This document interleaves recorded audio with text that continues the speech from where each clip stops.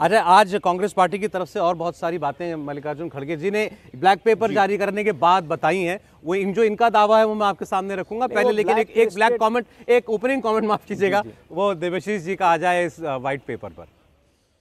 देखिए सौरभ जी, मैं एक तो आभार व्यक्त करता हूँ कि भारतीय जनता पार्टी का, कि भागते भागते संसद को नीचा दिखाते हुए, सांसदों को बाहर करते हुए एक प्रयास, नेगेटिव प्रयास सही, लेकिन एक प्रयास तो भारतीय जनता पार्टी की तरफ से हो रहा है और अच्छा है। इस देश को देखना चाहिए।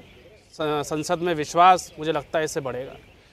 मैं बहुत इकोनॉमिक्स से बहुत बड़ा ज़्यादा छात्र तो नहीं रहा हूँ, बहुत ज़्यादा इकोनॉमिक्स की जो टर्म्स है वो भी नहीं समझता हूँ, लेकिन मैं इतना समझता हूँ कि देश के गरीब गुरबे को, एक मिडिल क्लास फैमिली को क्या चाहिए। मोदी सरकार की सबसे बड़ी आर्थिक नीतियाँ इस 10 साल के कार्यकाल में क्या रही? सबसे बड़ी आर्थिक नीति रही नोटबंदी। दूसरी आर्थिक सबसे बड़ी रही इनकी योजनाएं, make in India, startup India, तमाम ऐसी योजनाएं। मैं तो ये पूछना चाहता हूं कि मोदी जी ने नोटबंदी करने से क्या पाया? पूरे देश की जनता आज भी नोटबंदी से, आज भी देश की अर्थव्यवस्था बाहर निकल के नहीं आ पाई है। पूरे देश में भयंकर बेरोजगारी है। 45 साल की सबसे ज़्यादा बेरोजगारी दर भारत में है। स्टैगफ्लेशन बढ़ता जा रहा है। कॉरपोरेट लॉबिंग इतनी ज़्यादा हावी हो चुकी है।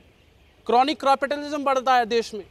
तो इन सब बातों पे भी जो चर्चा है वह संसद के अंदर होगी।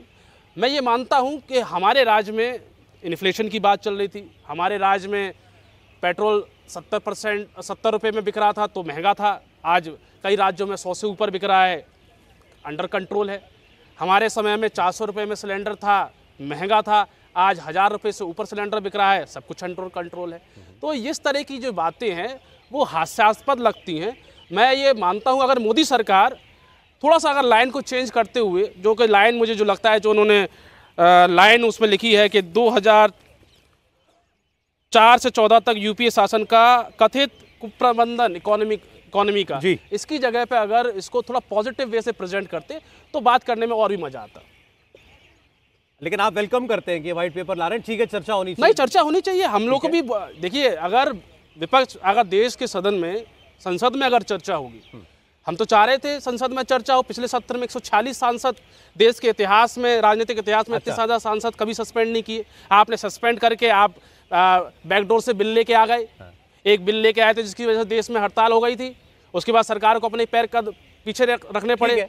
तो अगर आप संसद में चर्चा करके लेके आएंगे, देखो विपक्ष का काम है, विपक्ष सरकार को घेरेगा, सरकार की घेराबंदी करेगा, सरकार से जवाब तलब करेगा। पूरे संसद के बजट सत्र में मोदी जी के सामने 10 साल का रिपोर्ट कार्ड पेश करने का समय है। लेकिन आज भी सरकार बैकफुट पे दिखती है।